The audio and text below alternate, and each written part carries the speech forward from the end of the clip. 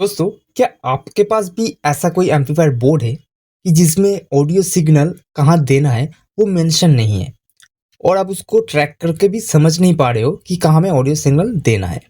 तो इसीलिए आज की वीडियो में हम दो तरीके लेकर हाजिर हुए। ये दो तरीके को आजमा कर आप किसी भी एम्पलीफायर की इनपुट सेक्शन आप फाइंड कर सकते हो इजीली। तो क्या है वो दो तरीके, धीरे धीरे वीडियो में आपको बताते रहूंगा। तो इसीलिए वीडियो को बिना स्किप किए एंड तक देखना। तो चलिए आज की वीडियो हम स्टार्ट करते हैं। तो दोस्तों, क्या होता है कि हम जब भी कोई लोकल मार्केट से बोर्ड परचेस करते हैं या ऑनलाइन से भी मंगाते हैं तो क्या होता है, किसी किसी बोर्ड में मेंशन नहीं होता कि कहाँ में सिग्नल इनपुट देना होता है, यानी कि ऑडियो सिग्नल, और कहाँ हमारे पावर सप्लाई जोड़ना है या हमारा कहाँ स्पीकर आउटपुट है, कुछ भी वहाँ पर मेंशन नहीं होता। हाँ, कुछ कुछ बोर्ड में सब कुछ मेंशन होता है, लेकिन जो जो बोर्ड में मेंशन नहीं है तो उसको आप कनेक्शन कैसे करेंगे, उसको इजी तरीके से आज हम समझाने की कोशिश करेंगे आपको। आई होप कि आपको ये पसंद आएगा, और पसंद आएगा तो कमेंट में बता के जाना कि कैसा लगा आपको। और फर्स्ट जो हम तरीका दिखाने वाले हैं वो सिर्फ छोटे एम्पलीफायर्स के लिए काम के आने वाले हैं, बिकॉज छोटे एम्पलीफायर्स हमारा कम वोल्टेज में ऑपरेट होता है और बड़े बड़े एम्पलीफायर्स यानी कि 500 वाट 1000 वाट यानी कि जो जिसमें डीसी सप्लाई बहुत ज़्यादा आती है, करीब 70-80 या 120 वोल्ट डीसी जिसमें आते हैं, उसमें ये काम नहीं आने वाला। क्यों, वो भी हम धीरे धीरे बताते रहेंगे क्यों नहीं आने वाला। तो चलिए देखते हैं। पहले तो मैं बता दूं कि आज की वीडियो सिर्फ सिग्नल इनपुट के ऊपर होने वाला है।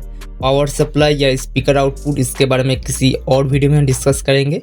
सिर्फ आज की वीडियो में हम सिग्नल इनपुट के बारे में ही जानेंगे। तो फर्स्ट जो है वो हमारा है खुद का एक उंगली, हमें उंगली करना पड़ेगा। तो क्या है, मैं इसी तरीके से आपको समझाता हूँ उंगली क्या करना है। मतलब यानी कि किसी भी एम्पलीफायर में, मतलब हमने यहाँ पर 3 एम्पलीफायर्स लिए हैं, इसमें हम 44-40 को लेते हैं, बाकी 2 को साइड कर देते हैं आपको समझाने के लिए। देखिए, मान लीजिए हमने यहाँ पर 44-40 का एम्पलीफायर लिया है और इसमें पहले हमें जो करना होगा कि स्पीकर और पावर सप्लाई कनेक्ट करना होगा। चलिए हम उसको कर लेते हैं, फिर आपको मैं बताता हूँ कि क्या करना होगा। यहाँ पर यहाँ आपने एक 5 इंच का स्पीकर लिया, किसी भी चैनल में हम इसको कनेक्ट कर देंगे बिकॉज ये हमारा सिर्फ टेस्टिंग वीडियो है। तो दोस्तों, यहाँ पर आप देख रहे हो हमने एक स्पीकर को 4440 आईसी के एक चैनल से कनेक्ट करके रखा है और यहाँ पर हमारा पावर सप्लाई भी जुड़ा हुआ है। तो अब क्या करना है, हमें पावर सप्लाई को ऑन करना है। ऑन हो चुका है, अब देख सकते हो स्पीकर में कुछ नॉइज आना स्टार्ट हो गया है। अब क्या करना है, यहाँ पर आपका एक उंगली काम आएगा। यहाँ पर उंगली या आपका बॉडी की कोई भी पार्ट यहाँ पर आपका काम आएगा। यहाँ पर थोड़ा हमिंग आ रहा है तो इससे हमारा हमिंग कम हो जाता है, आप सभी को पता होगा, ग्राउंड से मिलता है। तो उंगली से क्या करना होगा, यहाँ पर किसी भी पॉइंट पे आपको टच करते करते देखते जाना होगा। और यहाँ पर हमने इस चैनल से इस वायर को लगाया तो हम इस पार्ट को ही टच करेंगे, इस पार्ट में कोई टच नहीं करेंगे बिकॉज टच करके भी कोई फ़ायदा नहीं है, कुछ साउंड नहीं आएगा। यहाँ पर एक साउंड आएगा, देखिए वो कैसा साउंड है। हम यहाँ पर बेस ट्रिबल को छोड़ देते, हम सिंपल सा आईसी के जो सेक्शन है उसको ही पकड़ कर चलेंगे बिकॉज बेस ट्रिबल में भी एक ही बात होता है, लेकिन हम आईसी की बात करेंगे, मतलब सिंपल ऑडियो इनपुट की।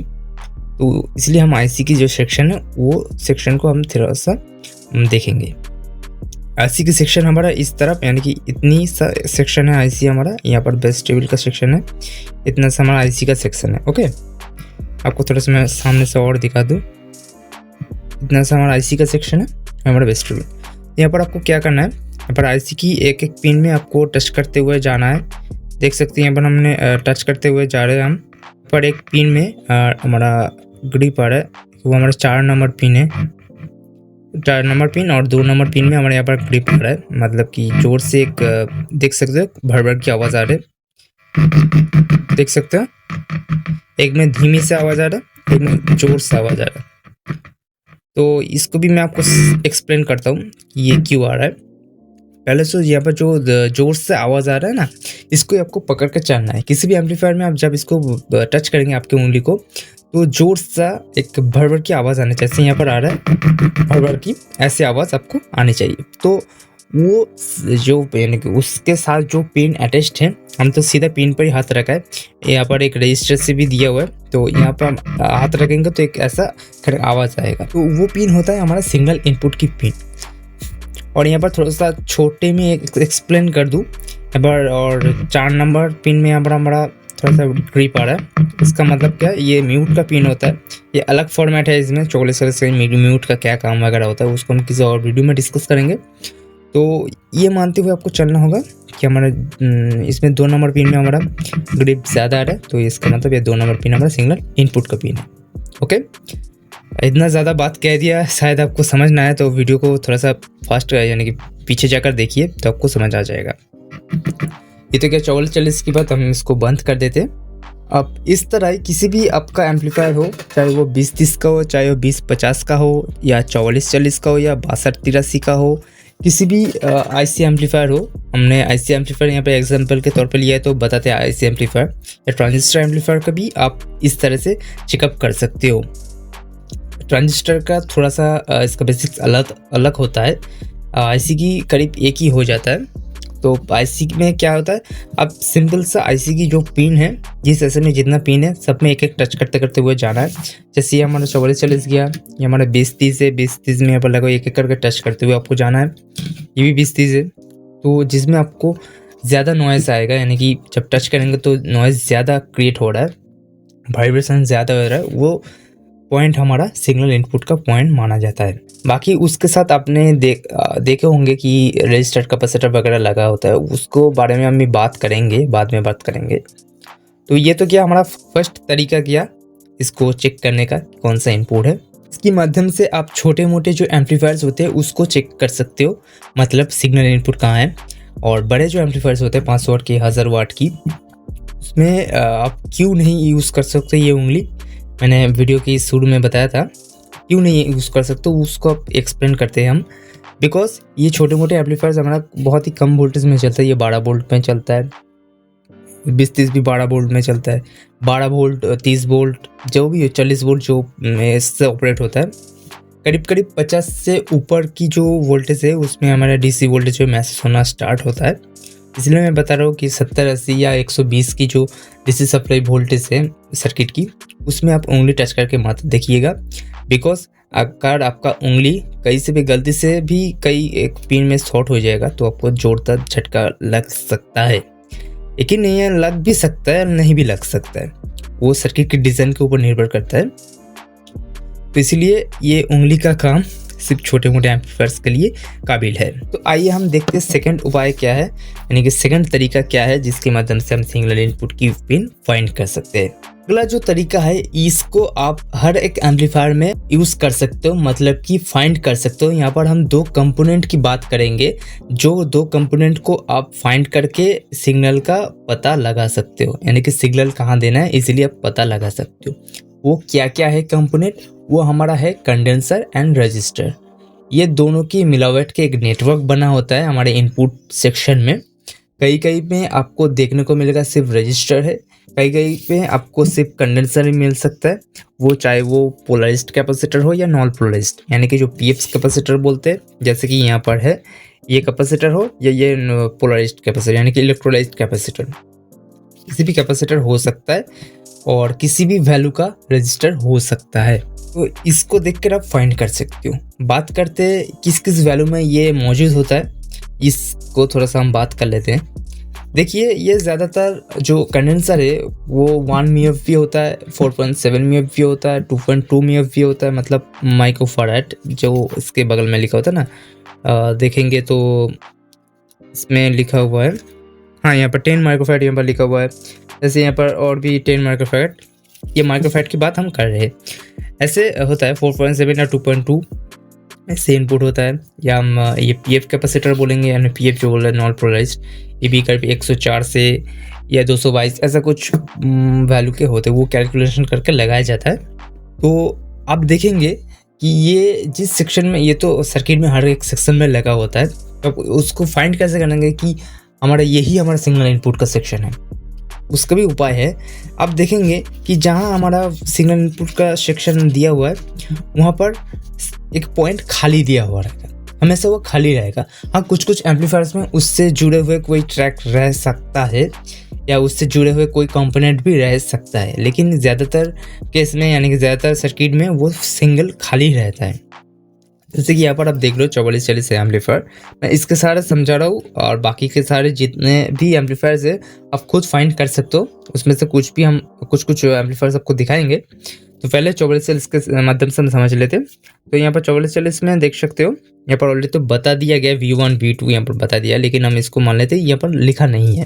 तो देखिए यहाँ पर हमने पता किया था कि 2 नंबर पिन से हमारा इनपुट होता है, हमने उंगली से पता किया था। तो देख सकते हैं 2 नंबर पिन में हमारा क्या है, ये ट्रैक इधर आ रहा है, ये ट्रैक इधर आते हुए एक रजिस्टर है यहाँ पर जो हमारा है 10 किलो ओम्स का रजिस्टर से यहाँ पर इनपुट हो रहा है। हाँ, और यहाँ पर देख सकते हैं ये पॉइंट बिल्कुल खाली दिया गया है, इस पॉइंट से कोई भी ट्रैक जुड़ा नहीं है। देख सकते हो ये पॉइंट बिल्कुल भी खाली है।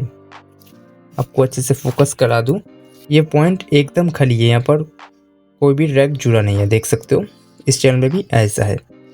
तो चाहे तो आप देख सकते हो 6283 एम्पलीफायर में हमारे पास छोटा सा एम्पलीफायर है। तो इसमें देख सकते हो ये हमारा इनपुट का होता है, यानी कि ये 2 पॉइंट यहाँ पर रजिस्टर दिया है। देख सकते ये रजिस्टर और ये रजिस्टर, ये करीब हमारा 12K समथिंग होगा, 12K से इनपुट दिया गया। यहाँ पर देख सकते हो रजिस्टर और कैपेसिटर का नेटवर्क है, आप इसको ट्रैक करेंगे तो पता चल जाएगा। यहाँ पर पहले रजिस्टर दिया हुआ है, उसके बाद ये ट्रैक यहाँ से जंप करके यहाँ पर जा रहा है और यहाँ पर छोटा सा कैपेसिटर, ये दोनों कैपेसिटर हमारे इनपुट की कैपेसिटर है इस सर्किट के लिए। और यहाँ पर कैपेसिटर दिया नहीं है, यहाँ पर सिर्फ रजिस्टर से ही इनपुट दिया जा रहा है सीधा। और एक पीएफ कैपेसिटर यहाँ से ग्राउंड करा दिया जाता है, ये नॉन नेसेसरी नॉइस के लिए करा जाता है। और अपने 2030 में देखेंगे तो यहाँ पर भी कुछ ऐसा होगा। देख सकते हैं यहाँ तो थोड़ा सा मुश्किल हो सकता है क्योंकि यहाँ पर जंजाल हुआ है यहाँ पर, फिर भी हम कोशिश करते हैं। देख सकते हो यहाँ पर है, यहाँ से आ रहा है, यहाँ पर भी एक कंडेंसर लगा हुआ है, ये बेस का आईसी है। और हमारा जो सैटेलाइट का है इसका भी कुछ इस प्रकार से इसको यहाँ से जंपर मारा गया है और ये मारकर यहाँ पर आया। यहाँ पर भी एक कंडेंसर लगा हुआ है, ये छोटा कंडेंसर है। हाँ यहाँ पर एक रजिस्टर, नहीं यहाँ पर एक रजिस्टर है। तो इसी तरीके से आप फाइंड कर सकते हो कि हमारा सिग्नल इनपुट कहाँ देना है। ये 2 तरीका मैंने आपको बताया। आई होप कि इन दोनों तरीके के माध्यम से आप इजीली फाइंड कर पाओगे कि हमारा सिग्नल कहाँ देना है। फिर भी अगर आपको समस्या हो रहा है तो हमें कमेंट पे बताइए कौन सा सर्किट है वो बताइए, हम उसको ट्रेस करके आपको बता देंगे कि कहाँ देना है आपको इनपुट। और ये हमने बताया सिंपल एम्पलीफायर के लिए, कोई बेस ट्रिबल के लिए नहीं बताया। बेस ट्रिबल के लिए भी मैं बता देता हूँ। पहले हमने सिर्फ पावर एम्पलीफायर के लिए क्यों बताया, यानी कि विदाउट बेस ट्रिबल के लिए क्यों बताया, क्योंकि आपको आसानी हो इनपुट का कनेक्शन करने में। बिकॉज हर एक एम्पलीफायर में बेस ट्रिबल मौजूद नहीं होता, तो उस कंडीशन में आपको आईसी हो या ट्रांजिस्टर हो, इस फॉर्मूले यानी कि ये तरीका आजमा कर आपको फाइंड करना होता है।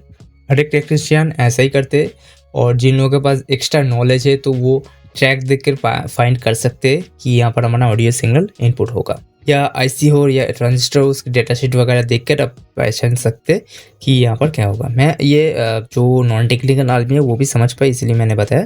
टेक्निकल आदमी जो है वो तो इसी तरीके से और भी उपाय है उन लोगों के पास, वो समझ पाएंगे। तो आते हैं अब बेस ट्रिबल के बारे में। बेस ट्रिबल में भी ऐसे ही है।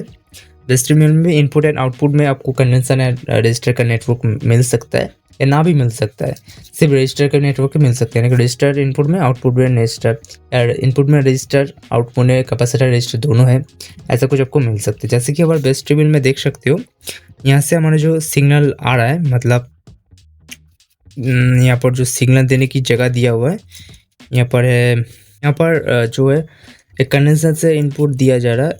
ये कंडेंसर ये आपका लाउडनेस के लिए दिया होता है। अगर ये बोर्ड किसी के पास है तो आप समझ पाएंगे। ये लाउडनेस के लिए 104 pf, और दूसरे चैनल का यहाँ है सर, यहाँ पर ये है, दूसरे चैनल का यहाँ पर, ये हमारा इनपुट है, सीधा हमारा चले जा रहा है और एक कंडेंसर से ये ट्रिबल में जाएगा, और यही से ही हमारा जो है रजिस्टर से होते हुए बेस में जाएगा। ये हमारा सिग्नल इनपुट हो जाता है। यहाँ पर सेक्शन क्या हो रहा है मैंने बताया, इनपुट पर भी आपको रजिस्टर कैपेसिटर का नेटवर्क मिलेगा, आउटपुट पर मिलेगा।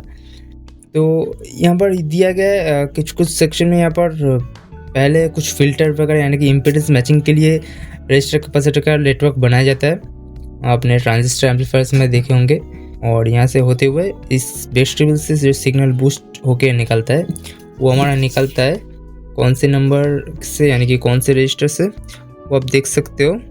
यहाँ पर है, यहाँ पर 2 रजिस्टर से देखेंगे कि ये दोनों पिन एकदम खाली है। ये दोनों पिन हमारा सिग्नल आउटपुट कर रहा है जो हमारा पोटेंशियोमीटर में जाता है, या हम यहाँ से इसको डायरेक्टली भी कनेक्ट कर सकते हैं। पोटेंशियोमीटर को हम कनेक्ट करते हैं अप डाउन करने के लिए। तो यहाँ पर सिग्नल आउटपुट हो रहा है, यहाँ पर बिल्कुल खाली दिया है और यहाँ पर भी खाली दिया है। ये दोनों जॉइंट होता है पोटेंशियोमीटर के माध्यम से। तो यहाँ पर आप देख रहे हो यहाँ पर भी रजिस्टर लगा हुआ है। कंडेंसर यूज़ नहीं हुआ है बिकॉज इसके आगे में कोई कंडेंसर यूज़ ज़रूर हुआ होगा। ये कंडेंसर जो लगा हुआ है यहाँ से यूज़ हुआ है, देख सकते हैं यहाँ पर कंडेंसर यूज़ है। कंडेंसर एंड रजिस्टर का नेटवर्क यूज़ होता है मोस्टली बिकॉज इम्पीडेंस मैचिंग भी होता है, फिल्टरिंग भी होता है। इन सब काम के लिए जो हमारा कंडेंसर है रजिस्टर का नेटवर्क यूज़ किया जाता है इसमें।